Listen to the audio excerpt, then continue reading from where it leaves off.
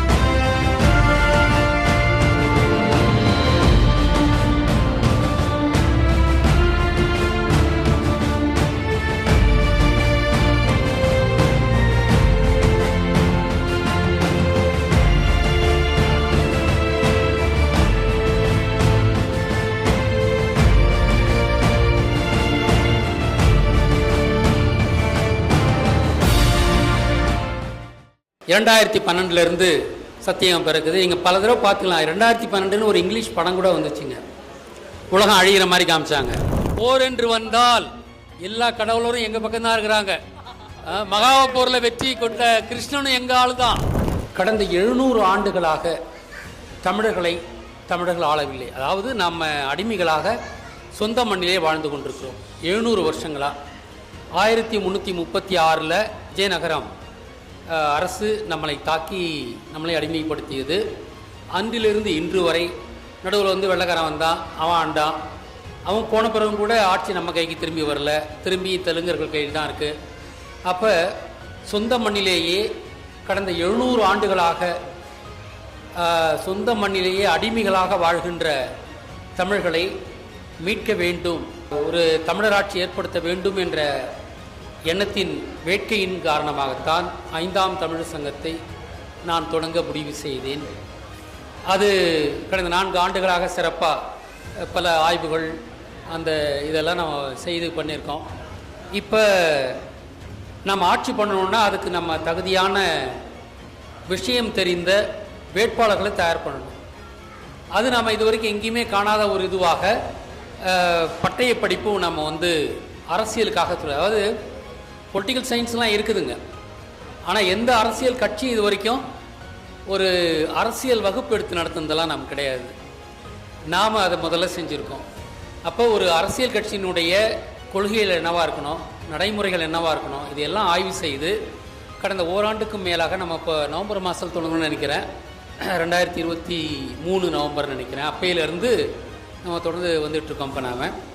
இப்போ அடுத்த கட்டமாக நம்ம இந்த வகுப்புகள்லாம் நடத்தி அரசு என்றால் என்ன, நிர்வாகம் என்றால் என்ன, பொருளாதாரம் என்றால் என்ன, பணக்கொள்கை, இந்த பல விஷயங்களை பற்றி நாம் கருத்தரங்குகள் நடத்தியிருக்கோம். இப்போ அடுத்த கட்ட பாய்ச்சலாக நாம் ஆட்சியை பிடிக்க வேண்டுமானால் நமக்கு ஒரு கட்சி இருக்கணும். ஆனால் நான் முதல்ல கட்சியில்லா ஜனநாயகத்தை பற்றி நான் பேசியிருக்கேன் ஆச்சுங்களா. ஒரு ஜனநாயகம்னா கட்சி இல்லாமல் தான் இருக்கணும். ஏன்னா கட்சின்னாவே 2 கட்சின்னா 2 கட்சி எதுக்கு? அப்போ அவன் கொள்கை வேற, இவன் கொள்கை வேறன்னு இருக்கணும் ஆச்சுங்களா. ஒரு சமூகம் வெற்றி பெற வேண்டுமானால் அதுக்கு ஒரு வழிமுறை தான் இருக்க முடியும். ஒரு பொதுவாக அதில் கூட கொஞ்சம் இப்படி இருக்கலாம் மொழிய, வெற்றி பெறதுக்குன்னா அதுக்கு எதுக்கு உங்களுக்கு கட்சி வேணும்? அப்போ இந்த கட்சின்றதெல்லாம் நம்மளை ஏமாத்துறதுக்கு யூதர்கள் கொண்டு வந்தது தான் உலகளாவிய அளவில். அதுக்கு நீங்கள் இது சொன்னீங்கன்னா, அமெரிக்காவில் வந்து ரிப்பப்ளிக்கன் அண்ட் டெமோக்ராட் இருப்பாங்க. அவங்க சின்னங்களையும் பார்த்தீங்கன்னா ஒன்று குதிரை, இன்னொன்று யானைன்னு இருக்கும். யானை நம்மளுது, குதிரை யூதன். நல்லா பாருங்கள், இது சாதாரணம் கிடையாது. அங்கே டெமோக்ராட் அண்டு ரிப்பப்ளிக்கன், இந்தியாவில் வந்து காங்கிரஸ் பிஜேபி அப்படி இருக்கும். தமிழ்நாட்டில் வந்து பார்த்தீங்கன்னா திமுக அதிமுகன்னு இருக்கும். அந்த டயலக்டிக்கல் அந்த இது பொலிட்டிக்கல் ப்ராசஸ்ன்றது தான். ரெண்டு இதை உருவாக்குவாங்க. இவனுக்கு மாற்று அவனு, அவனுக்கு மாற்று அவனு, இப்படி போயிட்டுருப்பாங்கள ஒழிய முன்னேற்றம் இருக்காது. அதனால் இந்த கட்சின்றதே வந்து யூதனுடைய கோட்பாடு. கட்சின்றதே இருக்கக்கூடாது.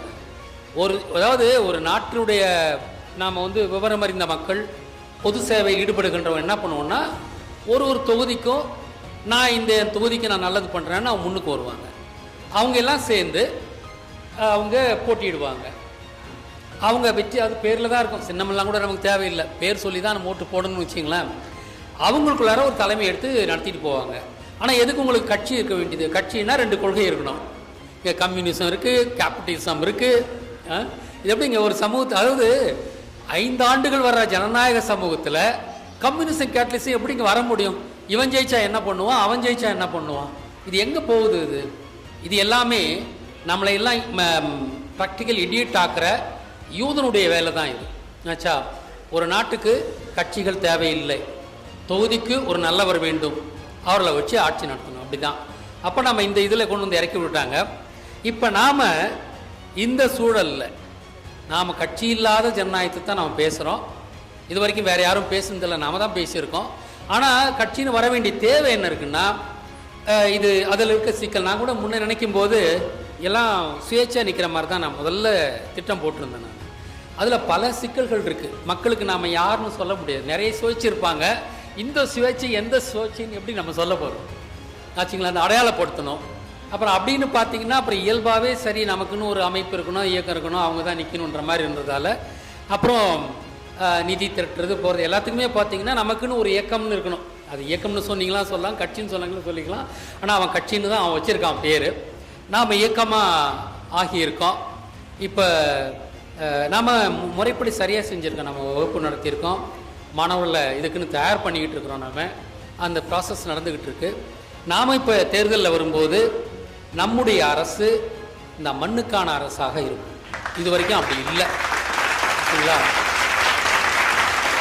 நம்ம வந்து நான் 700 வருஷமாக நம்மளை நாம் ஆளலன்னா இது வந்து ஒரு யதார்த்தமாக நடக்கலைங்க. இதுக்கு பின்னால் சதி இருக்குது. யூதன் இருக்கான், பிராமணன் இருக்கான். இந்த உலகத்தின் மூத்த குடி தமிழ்குடி. இந்த உலகத்தில் 2 இனங்கள் தான் இருக்கின்றன. அவங்க கொள்கைப்படி 2 இனங்கள் தான் இருக்குன்னு. ஒன்று தமிழன், இன்னொருத்தன் யூதன். அது வந்து நீங்கள் வந்து யார் தமிழன் சொன்னீங்கன்னா யூதர் அல்லாத அத்தனை பேரும் தமிழன் தான் உலகத்தில். அவருடைய கருத்துப்படியே தான். அதனால தான் பார்த்தீங்கன்னா நம்ம இதிலேயே வீடியோ போடும்போது சொல்லியிருப்பேன், முதலாம் உலகப் போர் வந்து ராமாயணத்தின்படி நடந்ததுன்ட்டு. அதனால தான் முதலாம் உலகப் போர் நிறுத்தின நாள் வந்து நவம்பர் மாதம் 11ஆவது மாதம் 11ஆவது தேதி 11 மணிக்கு தான் அந்த போரை நிறுத்துகிறாங்க. அங்கே ஏன் 11 ராவணேந்திரன் பேசிக்கலி. அப்போ முதலாம் உலகப் போர் ராமாயணத்தினுடைய ரிப்பீட்டு, 2ஆம் உலகப் போர் மகாபாரதத்தினுடைய ரிப்பீட்டு. அதுக்கு என்னென்ன ரொம்ப சுலபமான இது வச்சுருக்காங்க. 2ஆம் உலகப் போரில் இது அணுகுண்டு பாவித்தார்கள், ஜப்பான் மேலே போட்டாங்க. ராமாயண போர் தான் முதலாம் உலகப் போர். நம்முடைய மகாபாரத போர் தான் 2ஆம் உலகப் போர். மகாபாரத போரின் போது அணுகுண்டு பாவிக்கப்பட்டது. நீங்கள் வந்து 3ஆம் உலகப் போர் வந்து பரசுராமனை குறித்து வந்தது. அதாவது முதலாம் உலகப் போர் ராமாயணம், 2ஆவது உலகப் போர் மகாபாரதம், 3ஆம் உலகப் போர் பரசுராமனின் கலவர யுத்தம். அந்த கலவர யுத்தத்தில் அவன் முதல்ல அம்மை நோயை பரப்பி ஒரு சமூகத்தை பலகீனப்படுத்தி அதுக்கப்புறம்தான் அவன் படையெடுத்து வரான் அவன் மேலே. இங்கே வந்து கொரோனாவை கொண்டு வந்தாங்களா இல்லைங்களா? இதுதான் கொரோனா கொண்டு வந்தது. நவீன பரசுராமர்கள் கொரோனா கொண்டு வந்து இப்போ அதுக்கப்புறம் வர வேண்டியது தான் இந்த 3ஆம் உலகப் போர். இதை தொடங்கிறது வந்து ரஷ்யா வந்து ஒரு பாண்டிய நாடுங்க, பக்கத்தில் உக்ரைன், அது ஒரு யூத நாடு. உக்ரைனில் இருந்தவன் தானே ஜெலன்ஸ்கி, அவனையும் ரஷ்யாவை வச்சுக்கிட்டு தான் 3ஆம் உலகப் போரை தொடங்கணும்னு யூதர்கள் முடிவு பண்ணாங்க. ஆனால் அவங்களால இதுவரைக்கும் தொடங்க முடியல. அது அந்த கொரோனாவுக்கு அப்புறம் அது வந்ததுன்றதே, ஏன்னா அவன் அம்மை நோயை பரப்பிட்டு பரசுராமன் நம்மளை வீழ்த்தினான். ஏன்னா நம்ம நோய்வாய்ப்பட்டு கலவர பூமியாக இருக்குது, எங்கே பார்த்தாலும் அந்த புது நோய், அதை புது வைரஸ் அம்மை. அந்த சமயத்தில் நம்ம தாக்கி அழிக்கலாம். ஏன்னா அவனை இல்லாட்டி போனால் நம்மளை ஜெயிக்க முடியாதுன்னு உனக்கு நல்லா தெரியும். தொழில்நுட்பத்தில் எல்லாத்துலேயுமே நம்ம சிறந்திருந்தோம். இப்போ அதை ரிப்பீட் ஆஃப் த பாஸ்ட்ன்ற மாதிரி இப்போ அந்த கொரோனா வைரஸை பரப்பிட்டு அதுக்கப்புறம் அவங்க போர் தொடங்குற மாதிரி தான். அந்த போர் எங்கேருந்து தொடங்கும்னா ரஷ்யாவுக்கும், ரஷ்யா பாண்டியர்கள் உக்ரைன் உக்ரைன் கிரேன்ன்றது பரசுராமன்ங்க. எந்த அளவுக்கு அவங்க துல்லியமாக வச்சு நடத்துறாங்க பாருங்க. உக்ரைன் பரசுராமனின் அவன் ஜெலன்ஸ்கி, அவன் யூதன், புரியுதுங்களா, யூதன். அவங்கள வச்சுக்கிட்டு இந்த போரை தொடங்கலான்னு பார்த்தாங்க. ஆனால் 2-3 வருஷம் ஆகுதுங்க, இன்னும் போரை கொண்டு வர முடியல. யாருக்கும் போர் தேவையில்லை, அது போர் யாரையும் விரும்புறதில்லை. இப்போ கூட இப்போ இந்தியா பாகிஸ்தான் போர் நின்று போச்சுங்க. போர் யாருமே விரும்புறது இல்லைங்க. இந்த வரலாற்றில் யாரும் விரும்பினது கிடையாது. போர்கள் எப்போதும் திணிக்கப்பட்டது தான். இப்பயுமே இன்னைக்கு தான் நமக்கு நல்ல செய்தி வந்துச்சு, இல்லை நேற்று நைட்டும் இன்னைக்கு வந்துச்சு. போர் பாகிஸ்தானுக்கு இதுக்கு நின்று போச்சுங்க. ஆனால் அவங்க 3ஆம் உலகப் போர் எப்படி நடத்தின்னு தான் முயற்சி பண்ணியிருந்தாங்க. அது போர் என்பது எல்லாருக்குமே, 2 பக்கம் போர் போடுறாங்க, 2 பேருக்குமே அழிவுத்தான் கொடுக்கும். அது பொருளாதார நஷ்டம் வரும், உயிர் சேதங்கள் வரும். அப்படின்றதால போர் என்பது தேவையே கிடையாது. அதாவது நான் கூட ஒரு டிக்ளரேஷன் பண்ண போறீங்கல்ல, ஆமாம், போர் தேவையில்லைங்க. போர் மடையர்கள் செய்கின்றது தான். மனிதன் எல்லோரும் மனிதர்கள் தான். ஏதோ இப்போ காலையில் ஏதோ ஒரு இது பார்த்தேன் நான், ஒரு போர் வேணாம், ஒரு முஸ்லீம் பாய் பேசின மாதிரி, போர் எதுக்கு அந்த மாதிரி ஒரு சின்ன ஒரு இது பார்த்துருந்தேன் நான். பாகிஸ்தானும் அழிய வேணாம், இந்தியாவும் அழிய வேணாம் அப்படின்னு ஒரு முஸ்லீம் பையன் பேசுகிற மாதிரி. எதுக்கு போர்னு கேட்டிருக்கான். சின்ன பையன் இருக்கிற அறிவு யாருக்கும் இல்லை. போர் எந்த விதத்தில் நமக்கு நல்லது செய்யுது பாருங்க, ஆச்சுங்களா. சில சமயங்களில் தொழில்நுட்பம் வளர்கிறதுக்கு 3ஆம் 2ஆம் உலகப் போர் உதவி இருக்குது. அணுகுண்டு அப்படி தான் தயாரிச்சானுங்க, பல விமானங்கள் தயாரிச்சது அப்படி தான். அது ஒரு டார்க் கான்ட்ராஸ்ட். போருக்காகவும் தளவாடங்கள் தயாரிக்கிறதுக்கும் விஞ்ஞானம் வளர்ந்துருக்குது. ஆனால் அதுக்கு தான் வளரணும்னு அவசியம் கிடையாது, ஆச்சுங்களா. தேவை தான் நம்முடைய இது. நம்ம மனிதன் தேவைகளை சரி பண்ணணும்னா நமக்கு போர் இல்லாமலேயே நவீன தொழில்நுட்பங்களை உருவாக்க முடியும். அதுதான் செய்யணும்னு அவசியம் இல்லை. அல்லது போரற்ற ஒரு இதை நோக்கி தான் போயிட்டுருக்கோம். இப்போ நாம் இந்த நாளில் இருந்து நாம் ஒரு புதிய, இது வரைக்கும் 5ஆம் தமிழ் சங்கம்ன்றது ஒரு இனவியல் அமைப்பாக நாம் இருந்தோம். இப்போது புதிய கட்சியை தொடங்குகிறோம்.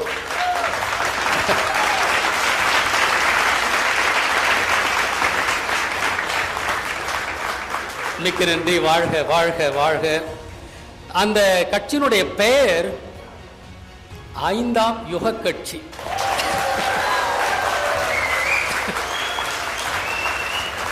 ஒரு கட்சி பேர் சொன்னோம்னா அதை பற்றி தானாகவே எல்லாரும் பேச ஆரம்பிக்கணும், கேள்வி கேட்க ஆரம்பிக்கணும், ஆச்சுங்களா. அந்த 5ஆம் யுகம்னா என்னென்னா கேட்பாங்க, இது என்னங்க 5ஆம் யுகம்னு கேட்பாங்க, தெரியாதவங்க கேட்பாங்க. அந்த மனிதன் முதலில் மலையிலே வாழ்ந்தான், கிருத யுகம். அதன் பிறகு மலையை விட்டு கீழே இறங்கி தரையில் வாழ்ந்தான், அது திரேத யுகம். அதன் பிறகு மீன் பிடித்தும் விவசாயம் செய்தும் வாழ்ந்த ஒரு காலத்தை துவாபர யுகம் என்று, அது கிருஷ்ணன் தான் அதனுடைய கடைசி ஆளு. துவாபர யுகத்தை தொடங்கி வைத்தவர் முருகன், அதை முடித்து வைத்தவர் கிருஷ்ணன்.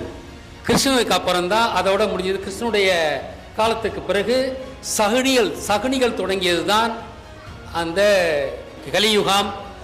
அது 2012 முடிஞ்சு போச்சுங்க. அது எப்படி உறுதியாக சொல்கிறேன்னா, கிருஷ்ணனே அதை சொன்ன மாதிரி ஒரு இது இருக்குது. 5000 ஆண்டுகள் கெட்ட காலம் இருக்கும், என்னுடைய மறைவுக்கு பிறகு காலம் கலிகாலம் பிறப்புன்னு அவர் சொன்னதாக உண்டு. அதன் பிறகு 10,000 ஆண்டுகள் சத்தியுகம் பிறக்குன்னு அவர் சொன்னதாக அந்த இதுலேயே அவங்களே சொல்கிறாங்க. இந்த ஸ்பீக்கிங் ட்ரீ போன்ற அந்த ஆன்மீக இணையதளங்கள்லேயே அது இருக்குது, ஆச்சுங்களா. அப்போ அது சத்தியுகம் பிறந்திருக்கிறது. 2012 சத்தியம் பிறக்குது. நீங்கள் பல தடவை பார்த்துக்கலாம். 2012 ஒரு இங்கிலீஷ் படம் கூட வந்துச்சுங்க. உலகம் அழிகிற மாதிரி காமிச்சாங்க. உலகம் அழிய போகுதுன்னு சொல்லிக்கிட்டு இருந்தாங்க. நல்லா தெரியும் உங்களுக்கு. இந்த 2000 அதை பற்றி பேச ஆரம்பித்தாங்க. ஆனால் அது இதுவே வேற. 2012 புதிய யுகம் பிறக்கிறது. அது நல்ல யுகமாக இருக்கிறது. நாம் இனி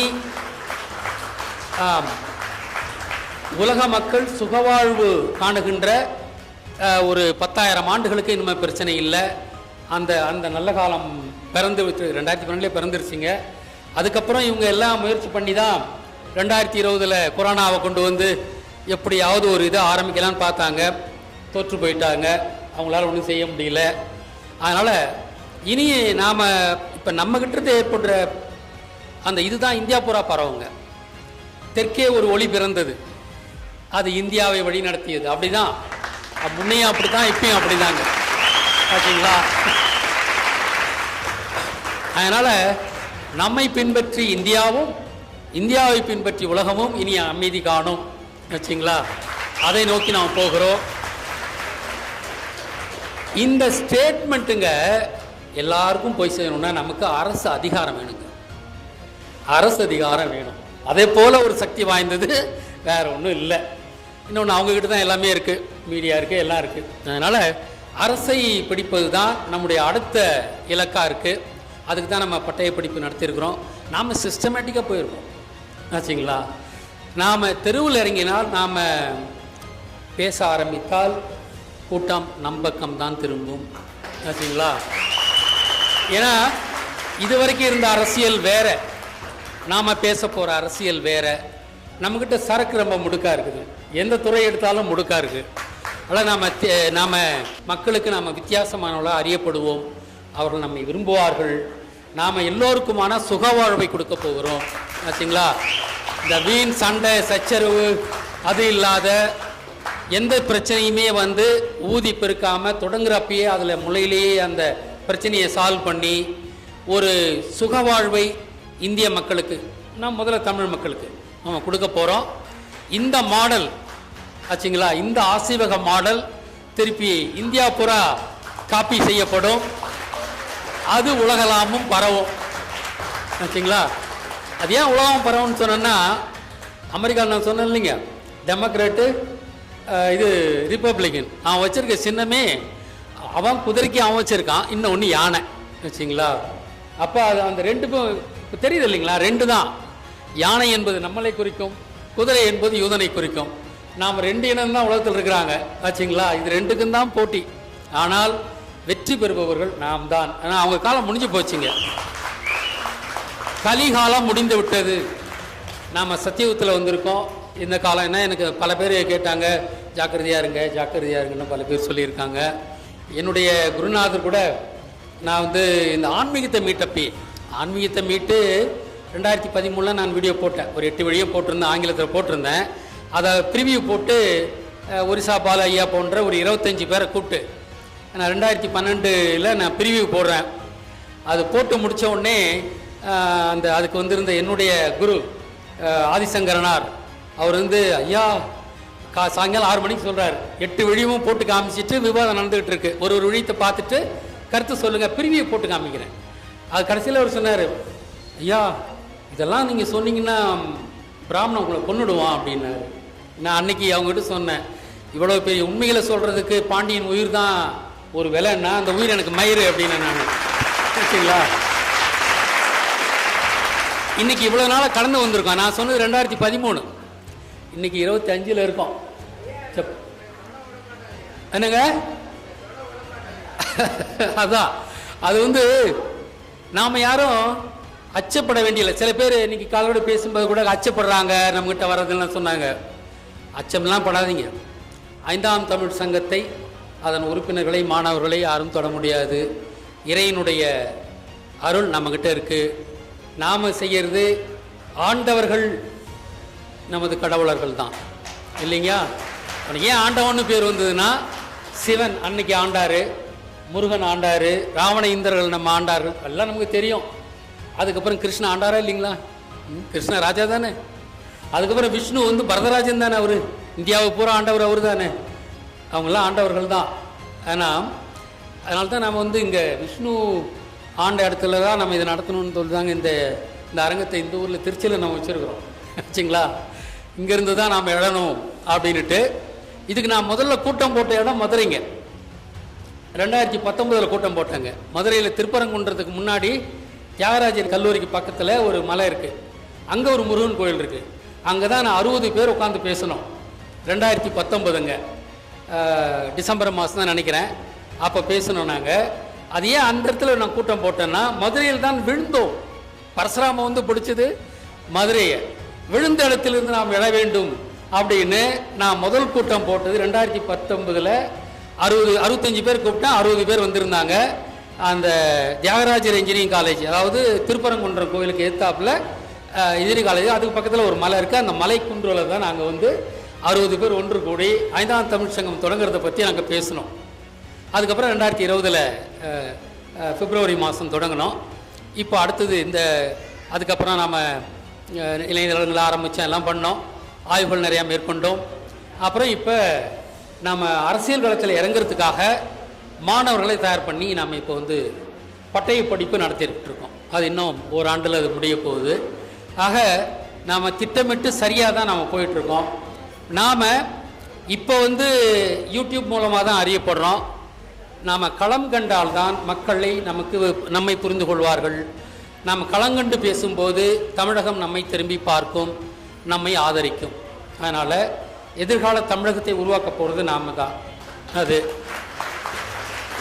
நம்ம கட்சி வந்து இனவாதம், அப்புறம் வந்து பிரிவினைவாத கட்சிங்கிற மாதிரிலாம் பண்ண வாய்ப்பு இருக்கு. ஆமாம், போர் வேணான்னு சொல்கிறோம். ஆனால் அதே சமயத்தில் சுயமரியாதை வேணும்னு சொல்கிறது தப்பு கிடையாது. ஏன்னா தமிழகத்தில் தன்னாட்சி வேண்டும். நாம் இன்னொன்று ஒரு தெளிவாக சொல்லிடணும், மாறாத கொள்கை நம்மளுது. நாம் இந்தியாவுக்கு அடிமை கிடையாது, ஈக்குவல் பார்ட்னர். அப்போ நமக்கு என்னன்னா தமிழகத்தில் முழு தன்னாட்சி வேண்டும். அது இன்னைக்கு இல்லை ஆச்சுங்களா. எனக்கு முழு தன்னாட்சி கொடு, மத்தியில் கூட்டாட்சி, அதுதான் நம்முடைய ஒரே ஸ்டேட்மெண்ட்டு. என்னைக்கா இருந்தாலும் அதுதான் நம்ம ஸ்டேட்மெண்ட்.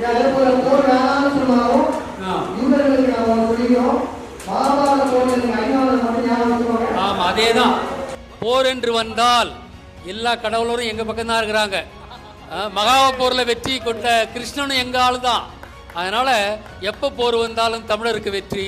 அதனால தான் பரசுராமன் நோயை பரப்பி விட்டு நம்மிடம் வந்தான். அது தெரிஞ்சுங்க. நோய் பரப்பாக வந்தால் ஜெயிச்சிருக்க முடியாது. அம்மை நோயை தமிழகத்தில் முதல்ல கொண்டு வந்து பரப்புனவன் பரசுராமன் தான். அவன் அப்போ தன்வந்திரி எகிப்திலேருந்து கொண்டு வந்தது தான் அந்த வைரஸ். ஈஜிப்தில் 10 பிளேகு கேள்விப்பட்டிருக்கீங்களா? 10 கொள்ளை நோய்கள். அதில் ஒன்று வந்து அம்மை நோய். அவன் மோசஸ்கிட்டேருந்து கொண்டு வந்தது தான். அதுக்கப்புறம் 1700 வருஷம் கழித்து தன்வந்திரி கொண்டு வர்றான் தமிழ்நாட்டுக்கு. அவன் புள்ள பரசுராமன் தான் நமக்கு அம்மை நோயை பரப்பினான் ஆச்சுங்களா. வெல்க வெல்க வெல்க வெல்க வெல்க வெல்க வெல்க. மக்களாகிய நீங்கள் தரக்கூடிய நிதி உதவி 5ஆம் தமிழர் சங்கத்தின் வளர்ச்சிக்கு மிகவும் பயனுள்ளதாக இருக்கும். உங்களால் முடிந்த நிதியுதவியை அளிக்க விரும்புவோர் திரையில் காணக்கூடிய இந்த ஜிபே நம்பர் மற்றும் இந்த அக்கவுண்ட் நம்பருக்கு பணம் செலுத்தலாம். நன்றி, வணக்கம்.